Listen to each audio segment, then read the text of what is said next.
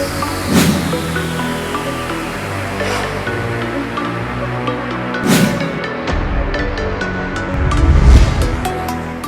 Hello welcome to వింతలు విచిత్రాలు. ప్రపంచంలో జరిగిన కొన్ని వింతలు విచిత్రాల గురించి ఈరోజు మనం చర్చించుకుందాం.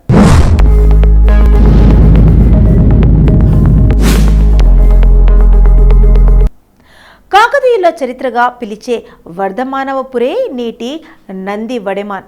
తెలంగాణలో వర్ధమానపురానికి 2000 ఏళ్ల ఘన చరిత్ర ఉంది.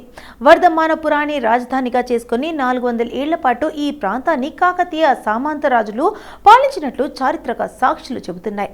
గ్రామంలో నేటికి ఆలయాలు, కోడుగోళ్లు, శాసనాలే ఇందుకు నిదర్శనం. కాగా నాటి జైనమాత ప్రచారకులు కొందరు సన్యాసులు ఈ ప్రాంతాన్ని సందర్శించారు. వారి ప్రభావం వల్ల జైన్ మాత తీర్థంకరులో 24వ వాడైన వర్ధమాన్ మహావీరుడి పేరు మీద ఈ గ్రామానికి వర్ధమానపురం అని పేరు వచ్చింది. గ్రామం వెలుపల నంది విగ్రహం ఉండడంతో నంది వర్ధమానపురంగా పేరుకుంది. ఇది కాలక్రమేణా నంది వడెమాన్గా మారింది. గ్రామం చుట్టూ ఎటు చూసినా ఆలయాలే దర్శనమిస్తుంటాయి. ఇందులో ప్రధానంగా కాళీమాత, శివ గౌరమ్మ, త్రిమూర్తులు, వీరభద్రస్వామి, నందీశ్వర, శనీశ్వరుడు, చెన్నకేశవ స్వామి తదితర ఆలయాలు ఉన్నాయి. 2000లో శనీశ్వరుడి విగ్రహ ప్రతిష్టాపన, జ్యేష్ఠాదేవి సమేత శనీశ్వర స్వామిని కొలిస్తే ఏలనాటి శని, అర్ధాష్టమ శని, అష్టమ శని తొలగుతోంది.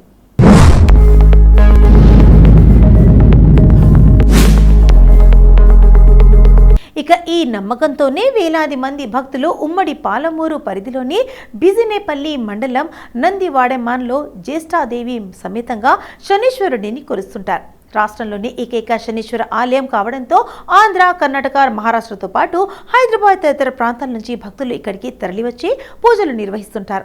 ప్రతి శనివారం పూజలతో పాటు ప్రత్యేకంగా శని త్రయోదశి రోజు భక్తుల వేలల్లో వచ్చేసి స్వామివారిని దర్శించుకుని పూజలు జరుపుతారు. నంది వడెమాన్లో 1000 ఏళ్లకు పైగా చరిత్ర ఉన్న నంది వీరభద్రస్వామి విగ్రహాలను 1976లో అప్పటి ఉమ్మడి జిల్లా కలెక్టర్ పాండే పిల్లల మర్రికి తరలించి ప్రయత్నం చేయగా గ్రామానికి చెందిన కొందరు పెద్దలు న్యాయస్థానాన్ని ఆశ్రయించగా నిలిపివేశారు. అనంతరం 1999 జనవరి 26న విగ్రహ పునఃప్రతిష్ఠ చేశారు. ఆ సమయంలో 11 రోజుల పాటు రుద్రయాగం చేసిన అర్చకులకు పక్షి రూపంలో ఒక చెట్టు వేరు కనిపించిన పురాణాహుతి జరిగాక శనీశ్వర విగ్రహం ప్రతిష్ఠించాలని కలలో చెప్పడంతో విగ్రహ ప్రతిష్ఠాతకు పునస్కున్నారు.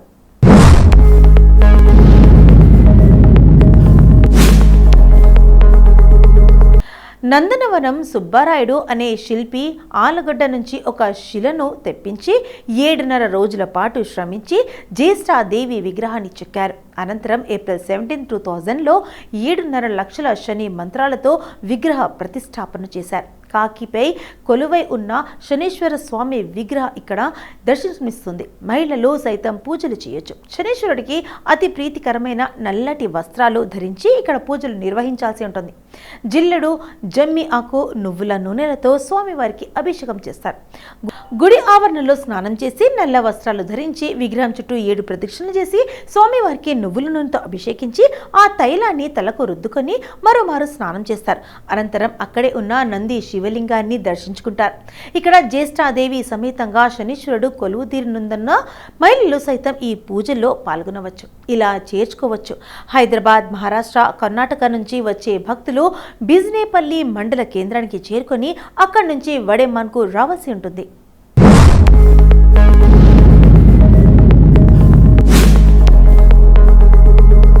బిజినేపల్లి నుంచి వడెమాన్కు వెళ్లే మార్గంలో ముందుకు ఎదురయ్యే కమాన్ ఆర్చి నుంచి 5 కిలోమీటర్ల దూరం ప్రయాణిస్తే శనీశ్వరుడి ఆలయం చేరుకోవచ్చు. హైదరాబాద్ నుంచి 122 కిలోమీటర్లు, మహబూబ్ నగర్ జిల్లా కేంద్రం నుంచి 40 కిలోమీటర్ల దూరంలో ఉన్న శనీశ్వరుడి ఆలయం ఉంటుంది. గోనగన్నారెడ్డిది ఈ ప్రాంతమే. కాకతీయుల సామంత రాజు గోనగన్నారెడ్డి ఈ ప్రాంతానికి చెందినవాడే. గోనా బుద్ధారెడ్డి తర్వాత వర్ధమానపురం రాజబకాలు చేపట్టిన గోనగన్నారెడ్డి రుద్రమ్మ దేవికి కుడి భుజంగా ఉండి సమస్త కాకతీయ రాజ్యాలను రక్షించిన యోధుడిగా చెప్పుకుంటారు భక్తుల నమ్మకం. జ్యేష్ఠాదేవి సమేత శనీశ్వరుడిని దర్శించుకోవడం వల్ల ఇక్కడ ఎలనాటి శని తొలగి అన్ని సమస్యలకు పరిష్కారం దొరుకుతుందని భక్తుల నమ్మకం. అందుకే తెలుగు రాష్ట్రాల నుంచి కాక మహారాష్ట్ర, కర్ణాటక వంటి ప్రాంతాల నుంచి కూడా భక్తులు పెద్ద సంఖ్యలో ఇక్కడికి వస్తున్నారు.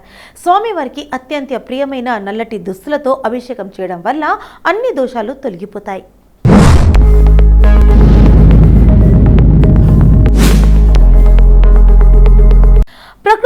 రమణీయత, కోనసీమను తలపించే దృశ్యాలకు నెలపు యాదాద్రి భువనగిరి జిల్లా హైదరాబాద్ శివార్లో ఉండటంతో మరింత అనుకూలం. పోచంపల్లి, రాచకొండ ప్రాంతాల్లో స్టార్ హీరోల సినిమా షూటింగ్లు, హైదరాబాద్ శివార్లోని యాదాద్రి భువనగిరి జిల్లా సినిమాలు, టెలిఫిలింలు, యాడ్ ఫిలింలో షూటింగ్లకు అనుకూలంగా ఉండటం దర్శక నిర్మాతలకు కలిసొస్తుంది.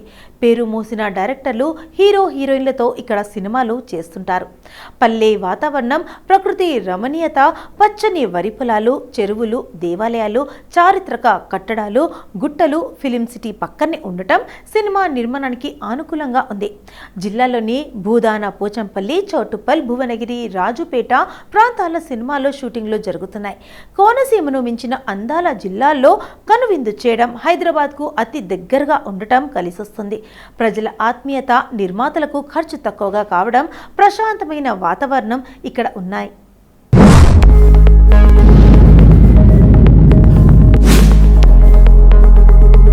పోచంపల్లిలోనే ఎక్కువ షూటింగ్లు. పోచంపల్లిలో జైబోలో తెలంగాణ చిత్రం హీరో హీరోయిన్ల మధ్య పాటలను చిత్రీకరించారు.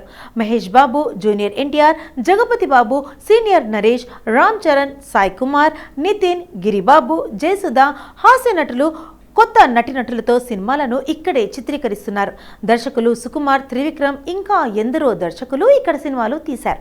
ఇక్కడి కట్టెకోత మోషన్లో పుష్ప 2 సినిమా షూటింగ్ కూడా జరిగింది. సీతా కళ్యాణ వైభోగమే చిత్రమే కాకుండా ఇక్కడి తీశారు. సాయి కుమార్ చేనేత కళాకారునిగా మగ్గం నేయడం, గ్రామస్తులతో మాట్లాడడం, బైక్పై వెళ్లడం వంటి సన్నివేశాలను చిత్రీకరించారు. చౌటుప్పల్ మండలం దండుమల్కాపూర్లో బాలకృష్ణ ఇటీవల తీసిన డాకు మహారాజ్ సినిమాలోని రాజస్థాన్ గ్రామం సెట్ వేసి పలు సన్నివేశాలను చిత్రీకరించారు.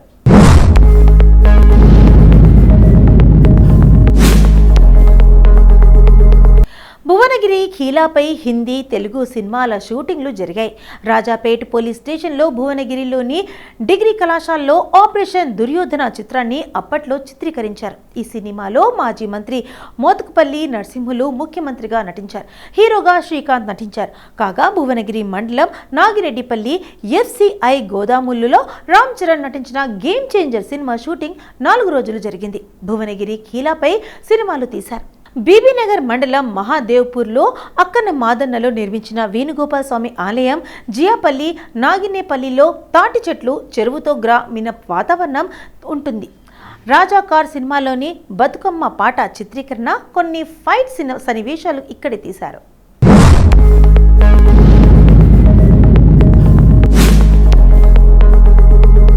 ఇక్కడ విద్యుత్ తీగలు లేకుండా పూర్తిగా గ్రామీణ వాతావరణం ఉంటుంది.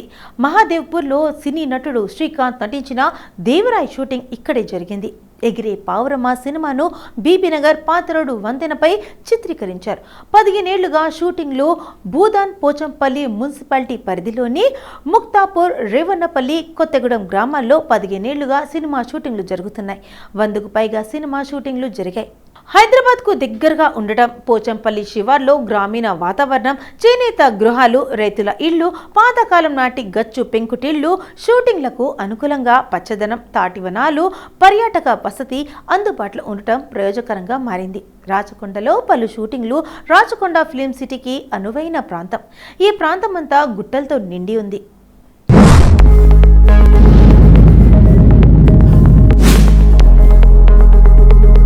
ప్రకృతి అందాలను మైపనిపించే లొకేషన్లతో పాటు గుట్టలపై నుంచి జాలువారే సెలయేళ్లు ఉన్నాయి.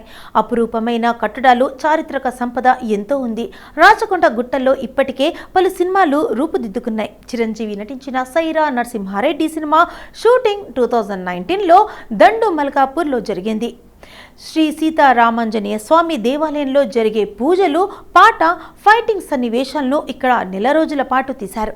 మల్కాపురం ఘాట్ కంచే భూముల్లో రెబల్ చిత్రం క్లైమాక్స్ సన్నివేశంతో పాటు పవన్ కళ్యాణ్ నటించిన గబ్బర్ సింగ్ సినిమా చివరి సన్నివేశాన్ని కూడా ఇక్కడే చిత్రీకరించారు.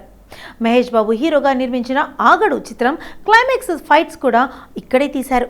రాచకొండలో శ్రీకాంత్ హీరోగా నటించిన విరోధి సీతారాముల కళ్యాణంలో క్లైమాక్స్ ఫైట్లను చిత్రీకరించారు.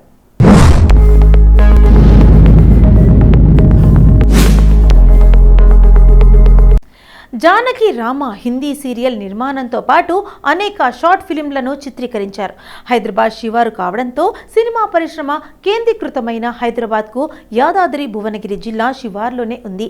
దేశంలోని పలువురు సినీ రంగ ప్రముఖులు హైదరాబాద్ చేరుకునే అంతర్జాతీయ విమానాశ్రయం అతి చివరిలో ఉంది. స్థానికుల సినిమా వారిని ప్రేమతో ఆదరిస్తారు. ఆంధ్ర, రాయలసీమ ప్రాంతాలేగా సినిమాకు అనువైన ప్రాంతాలు జిల్లాల్లోనూ ఉన్నాయి. ఎత్తైన గుట్టలు, కొండలు, పచ్చని పొలాలు, జలపాతాలు సినిమా షూటింగ్లకు కలిసి వస్తున్నాయి. సినిమా నిర్మాతలకు తక్కువ వ్యయం అవుతుంది. దీనికి తోడు ఇక్కడ ఉదయం సినిమా షూటింగ్లు చేసి సాయంత్రం హైదరాబాద్లోని తాము బస్ చేసిన హోటళ్లకు, ఇళ్లకు చేరుకోవచ్చు.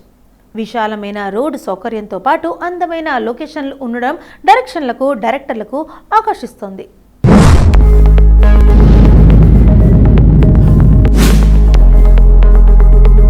ఇదండి ఇవాల్టి మన ఎపిసోడ్లో ప్రపంచంలో జరిగిన కొన్ని వింతలు, విశేషాల గురించి తెలుసుకున్నాం కదా. మరి రేపటి ఎపిసోడ్లో మళ్ళీ కలుద్దాం. అంటే టేక్ కేర్, బై.